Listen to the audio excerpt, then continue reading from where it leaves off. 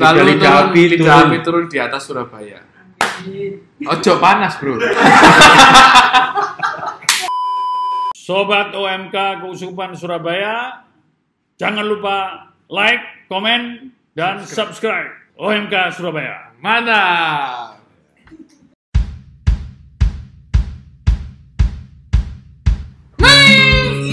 Yo, what's up? Kembali lagi bersama OMK Surabaya. Salam Amble Indonesia. Yang lagi bersama Jaim Jagongan Iman. Bukan jaga image, tapi jaga iman dan jaga imun. Mantap. Hari ini adalah tanggal. Oh ya, kembali lagi bersama saya Kevin WL. Saya Rudi Karpet. Saya Yudit Cibadian. Ya. Rudi Karpet. Kan biasanya anak ngono kan. Jenenge pemiliknya. Oke. Ya, ini kita tayang pas 31 Mei. 31 Mei ada adalah dua peristiwa penting. Adalah hari saya. Oh kan, gitu ya. 31 Mei itu Pentakosta, hari raya Pentakosta, dan hari ulang tahun Surabaya. Mantap. Yang ke-sekian. Selamat kepada Bu Risma. Nah, Gubernur deh. Wali kota. Ya, wali kota ini. Semoga warga Surabaya dilimpahi Roh Kudus. Mantap. Lalu lidah api turun di atas Surabaya. Ojo panas, bro. Wis panas apa panas? Semoga Surabaya semakin maju sampai Madura. Musik. Nah, ini episode Jaim yang kelima. Ya. Jaim yang kelima. Seperti biasa, seperti minggu kemarin kita mengundang seorang sama. Langsung saja kita panggilkan Romo Benny. Ya, selamat datang di OMK Surabaya yang kedua, Romo. Jumpa lagi. Dan ini yang Jaim 5 ini pertanyaannya berat lagi. Follower ini pertanyaannya, tapi bagus. Pertanyaannya maksudnya mendalam lah. Kemarin episode kemarin yang Jaim tentang gay. Nah, sekarang ada pertanyaan dari teman-teman follower itu Sobat Bambleh lali kita Sobat Bambleh. Jadi ada pertanyaan, apakah penting bagi seorang yang muda atau seorang OMK itu ya kita ngomong jangan OMK aja, maksudnya umumnya pada orang-orang muda itu untuk mempertahankan keperawanan. Nah, yang tanya ini ya susah ya, maksudnya kami tidak bisa jawab, maka lalu kami masukkan di episode ini, undang Romo Benny mendengar pandangan gereja. Tapi sebelumnya, pertanyaannya, keperawanan itu apakah identik dengan perempuan? Kalau cowok gimana? Iya, saya tadi mendengar pertanyaan ini, saya merasa apa nggak adil yang tanya nih? Iya, kok nggak tanya keperjakaan gitu kan? Seolah-olah perempuan saja nih keperawanan ya. Ini. Saya dengan bangga menyatakan tidak perjaka. Sudah punya anak 2. Iya. Nggak tahu, mungkin maksudnya keperawanan itu cewek mungkin maksudnya. Tapi mungkin nanti kamu jawabnya yang umum aja. Ya, baik. Ini memang kata keperawanan dalam tradisi gereja itu sesuatu yang penting dan utama. Pertama-tama di dalam awal-awal gereja awali, keperawanan itu sesuatu perjuangan seorang, terutama memang perempuan, yang mengikuti Yesus Kristus. Jadi pada waktu awal dahulu, seorang perempuan itu kan, dulu ada awal-awal gereja itu, perempuan itu tidak bisa untuk melakukan sesuatu, dibatasi semuanya. Lalu ketika mengikuti Tuhan Yesus mengajarkan kemurnian, kekudusan, dan perempuan ini biasanya kan perempuan itu dipaksa untuk menikah, lalu mempertahankan keperawanan itu. Perawanan itu dipertahankan ketika mengikuti Tuhan Yesus. Jadi arahnya lebih pada itu, mengarah menyucikan dirinya karena mengikuti Tuhan Yesus. Maka keperawanan itu pertama-tama bukan soal fisik sebenarnya. Bukan karena selaput darah yang robek, bukan itu pertama-tama. Lampau itu udah lampau. Nah, kalau sekarang orang perempuan kecelakaan karena jatuh dari sepeda, lalu selaput darahnya robek. Nah, itu. Lalu gimana? Lalu waktu menikah malam pertama, lalu suaminya ini tanya, "Loh, kamu kok enggak biasanya maaf berdarah, kok enggak berdarah?" Nah, itu lalu katakan nggak perawan. Oh, belum tentu. Tentu, aku kepancal sepeda. Kena sadel kan. Jadi keperawanan itu bukan soal fisik pertama-tama gitu. Tapi pertama-tama adalah bagaimana seorang hidup dalam kemurnian kekudusan untuk mengikuti Tuhan. Nah, hidup dalam kemurnian kekudusan itu ya apa iki kayak ini? Itu bagaimana kalau seorang perempuan yang menjaga dirinya, belum saatnya menikah ya tidak melakukan hubungan suami istri. Seorang pria juga begitu, jaka, tulen, maka dia jaga kesuciannya juga, dia juga disebut keperawanan tanda kutip, tapi dia jaka dalam tanda kutip keperawanan, ya dia menjaga kemurnian juga, tidak melakukan hubungan suami istri sebelum menikah. Nah, gitu. Lalu yang berikutnya juga keperawanan, yaitu ketika seorang hati ini kan bisa saja seorang misalnya ada seorang ibu lalu punya anak, kemudian dia masuk ke biara, kan? Ya, lalu dia menjaga kemurnian hidupnya. Nah, dia juga disebut dia menghidupi kemurnian. Lalu juga ketika seorang ibu menikah dengan suaminya, suami istri, dia tidak melakukan selingkuh, tidak berhubungan seks di luar suaminya atau laki-laki dengan perempuan yang lain. Nah, itu juga dia menjaga kemurnian pernikahan. Pernikahan. Itu yang namanya kemurnian. Ada mau yang kasus yang menikah lalu masuk biara gitu? Ada. Berarti ya kita singkirkan jadi cara pandang yang keperawanan itu fisik. Bukan zaman sekarang sudah enggak. Kemurnian kehidupan ya. Nah, sekarang untuk yang anak muda, kan anak muda biasanya bingung. Nah, kalau kayak saya sudah melakukan terus piye kan gitu. Ada pertanyaan-pertanyaan soal itu, apakah saya sudah tidak suci lagi ya gitu. Ya, ini pertanyaan yang baik kan, pertanyaan yang baik dalam arti. Tapi tadi saya mau menggarisbawahi lagi supaya nggak keliru pemahamannya. Jadi kalau seorang perempuan dan laki-laki yang belum menikah ya perlu mempertahankan keperawanan dan keperjakaannya gitu. Tapi tadi dalam arti orang yang memandang bahwa keperawanan itu hanya soal karena selaput darah robek, saya mengatakan bahwa itu tidak benar, bukan itu. Nah, gitu yang benar. Nah, sekarang seorang yang kemudian jatuh misalnya jatuh. Ya tentu dia jatuh dalam arti dia berdosa, ya kan? Dosa. Tapi bukan berarti dia kemudian dikatakan tidak bisa hidup murni kemudiannya. Tapi Tuhan mengundangnya untuk hidup murni, mempertahankan itu kemudian.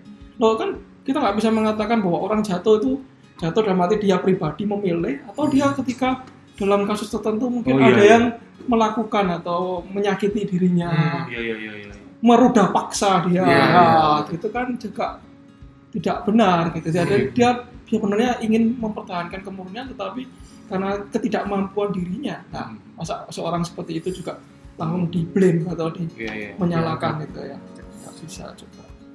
Itu. Terus ini kan sekarang dunia modern tuh ya banyak ideologi, banyak pandangan-pandangan gitu. Ada satu yang sering saya baca itu, saya ini kan pakai Twitter ya. Twitter itu penggunanya itu orang-orang aktivis, SJW gitu-gitu. Itu ya pandangannya sangat terbuka. Jadi misalnya ada yang pernah ngomong, saya seks bebas tapi saya ibadah. Saya seks bebas tapi saya nyumbang orang miskin. Saya seks bebas tapi saya berbuat baik. Nah itu di dunia modern kan sekarang sudah umum sekali. Itu menurut pandangan Romo gimana? Ya, itu karena kita harus tahu dulu bahwa dunia modern ini belum membawa seseorang itu kepada pemahaman yang keliru tentang yang satu adalah perbuatan dan satu perbuatan baik buruk dan satu gaya hidup gitu. Nah, orang cenderung merasa bahwa misalnya free sex, bebas, itu seolah-olah gaya hidup orang melakukan itu ya aku melakukan itu begitu. Padahal semestinya tidak seperti itu, gitu kan? Seorang tadi tetap menjaga kemurniannya, ya tentu dia melakukan sesuatu kebaikan itu bukan parsial, bukan setengah-setengah. Kebaikan itu total, gitu kan? Orang melakukan kebaikan itu total. Seperti contoh misalnya kisah yang paling legendaris, Robin Hood. Merampok untuk orang miskin. Ya. Itu baik toh. Yeah. Dipandang tertentu baik, tapi dia tidak total kebaikannya. Karena dia dengan cara yang keliru. Melakukan kebaikan tidak bisa dengan cara yang keliru. Melakukan kebaikan sejati juga dilakukan dengan cara yang benar. Bukan setengah-setengah gitu. Kalau mau menjaga kemurnian atau mau memberikan sesuatu yang baik kepada orang miskin, kepada orang yang membutuhkan, dirinya sendiri juga secara total baik gitu. Dengan melakukan cara yang baik juga, menata batinnya dulu dengan baik. Tidak ada bedanya orang yang kemudian melakukan suatu kebaikan, tetapi dirinya juga belum total dalam dirinya. Gitu. Kebaikan bukan berarti hanya sekedar kelihatan, tetapi batin juga penting. Kenapa tidak boleh parsial? Apakah itu mempengaruhi apa namanya ya? Pahala. Apakah dia tidak diterima kalau misalnya kebaikannya parsial itu? Kenapa? Bukan karena diterima atau tidak terima, bukan soal pahala atau tidak pahala, tapi tidak sempurna. Kan kita semua diundang untuk menjadi sempurna dalam hidup itu. Kita mau melakukan sesuatu yang terbaik. Sama dengan beginilah, orang yang juga mau menghasilkan nilai yang baik maksimal, gitu, mempersembahkan sesuatu. Berarti kalau kita mau berjuang sekolah lalu mempersembahkan nilai yang baik pada orang tua kita, misalnya nilai kita baik, orang tua kita pasti tepuk tangan, anakku. Ternyata kita melakukannya dengan tidak sempurna, yaitu membeli jawaban. Itu sama dengan ini, bahwa kita memberi sesuatu yang baik, tetapi kita juga masih belum. Lewat cara yang tidak baik juga. Begitu. Jadi menjawab pertanyaan dari follower ini, kenapa keperawanan itu penting, itu karena itu tadi ya, karena kita diundang untuk menjadi sempurna, kudus, suci. Dalam hidup kita ya. Nah, ada nggak santo-santa yang mungkin mempertahankan dengan benar-benar kesucian itu, bukan secara fisik berarti secara rohani juga? Kalau secara rohani banyak. Kita semua juga berjuang nih, kan ya, berjuang untuk tetap memurnikan diri. Tapi kalau yang benar-benar secara fisik karena situasi, artinya dia berjuang untuk mempertahankan kemurnian itu karena pemahaman dia, imannya yang teguh bahwa Tuhan Yesus mengajarkan untuk menjaga kemurnian. Salah satu contohnya yaitu Santa Maria Goretti. Dia masih muda loh, remaja bahkan. Itu dari mana? Dia dari Italia. Iya. Santa Maria Goretti ini masih muda, dan pada waktu itu dia di rumah atau ada seseorang laki-laki masuk ke rumahnya dan mengejar-ngejar dia untuk memperkosa dia. Lalu dia sebagai seorang yang tahu imannya sadar bahwa enggak, ini tidak bisa dilakukan sebelum menikah. Maka dia benar-benar menjaganya dan akhirnya menjadi martir. Dia dibunuh oleh pria ini. Nah, begitu. Lalu dia diangkat menjadi santa. Lalu santa-santa yang lain banyak, misalnya Santa Agatha, itu abad-abad lama, Santa Cecilia yang pelindung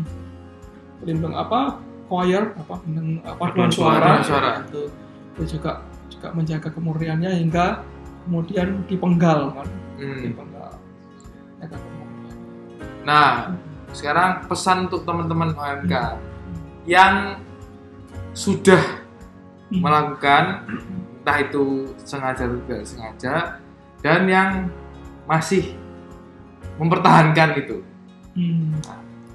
Ya, bagi teman-teman semuanya, kita semua ya laki-laki lah, perempuan juga, ya jagalah, menjaga apa yang Tuhan berikan kepada kita. Tuhan memberikan kepada kita the best loh. Walaupun ada misalnya kita itu cacat, tapi Tuhan memberikan yang terbaik untuk kita. Atau kita mungkin ya dipandang oleh dunia ini buruk, tetapi kita yang terbaik. Tuhan selalu memberikan yang terbaik gitu untuk kita. Maka sebagai seorang yang cinta pada Tuhan, mengasihi Tuhan, ya kita menjaga apa yang kita miliki. Kita kan selalu kalau kita punya barang juga kita jaga, kita rawat, kita lindungi. Demikian pula terhadap tubuh kita, terhadap diri kita, terhadap kehidupan kita sehari-hari ya kita rawat dan kita jaga. Karena Tuhan sudah mengundang kita sejak awal begitu. Nah, bagi teman-teman yang jatuh, ya jangan patah semangat, Tuhan. Tetaplah bahwa Tuhan memandangmu semua sebagai pribadi yang baik, pribadi yang bisa bertumbuh. Dan Tuhan sebenarnya seperti Bapa yang selalu menunggu anaknya yang pergi, si bungsu yang pergi dan menjajakan seenaknya sendiri, menghabiskan uangnya, selalu menunggu di depan rumah untuk engkau kembali kepada Bapa yang baik itu. Dan dia tidak akan pernah menghukummu, tetapi dia akan memelukmu dan akan menyediakan pesta perjamuan yang besar untukmu. Maka jangan takut, kamu yang pernah jatuh, ya datanglah dan baliklah. Siapa? Ya kita semua pada gereja ini. Kita semua berteman, bersahabat, dan kita semua adalah orang-orang yang ingin bertumbuh karena Bapa yang baik hati itu selalu menunggu kita. Saya suka sekali dengan istilah jatuh itu ya, kayak adem gitu, maksudnya ya karena saya orang berdosa ya. Maksudnya jatuh itu kayak kita dengarkan tuh ya suatu kondisi di mana kita masih mungkin untuk bangkit. Beda dengan misalnya apa ya, dalam kegelapan itu kan kayak atau berkubang dalam lumpur, kan ada banyak istilah untuk dosa gitu ya, kayak dalam lumpur kan menjijikkan gitu ya. Kalau jatuh itu kan ya kelepak ngono, terus dengan kesadaran lalu bangkit lagi. Dan itu pesan yang sangat, dan ini pesan ini tidak hanya cewek loh ya. Iya, itu laki-laki loh ya. Cowok iki yo rungokno. Tadi kan dari awal sudah disinggung keperawanan itu juga keperjakaan artinya. Dan menjaga kemurnian itu tidak hanya soal fisik, hilang perawan atau hilang perjaka, tapi juga hidup kita itu juga kemurnian. Hidup rumah tangga itu juga bisa kemurnian. Keputusan juga. Oke, itu aja teman-teman. Terima kasih sudah nonton video kita. Jangan lupa juga apa itu? Saya nantang untuk beri pertanyaan kayak gini-gini nih, yang sangar-sangar kayak gini ya. Jadi silakan. Supaya Romo Beni baca buku lagi nih. Ini pertanyaan-pertanyaan sangar-sangar gitu.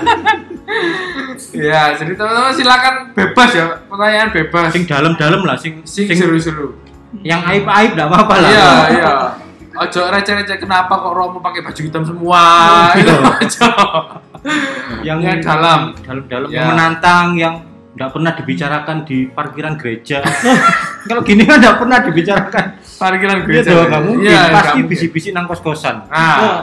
Sampai obat nyamuk ngono iki. Wong loro mbek nang kos-kosan sempit ngono, tapi tetep gak ada jawaban. Nah, kalau gini kan terbuka semua, bahkan yang bebas. Paling dark sekalian dibuka. Nah, itu. Oke, teman-teman, jangan lupa juga subscribe, like, and share supaya teman-teman yang lain juga semakin pintar. Yeah. Untuk pertanyaan-pertanyaan itu silakan komen, DM di OMK Surabaya bebas. Follow Instagram kita juga di OMK Surabaya. Oke, teman-teman, semoga bermanfaat dan sampai jumpa. Saya dulu pilih Jokowi itu karena menurut saya Jokowi itu sama seperti Yesus. Kenapa? Jokowi orang Solo, Yesus orang Kudus. Nah, berarti sama. Benar ya?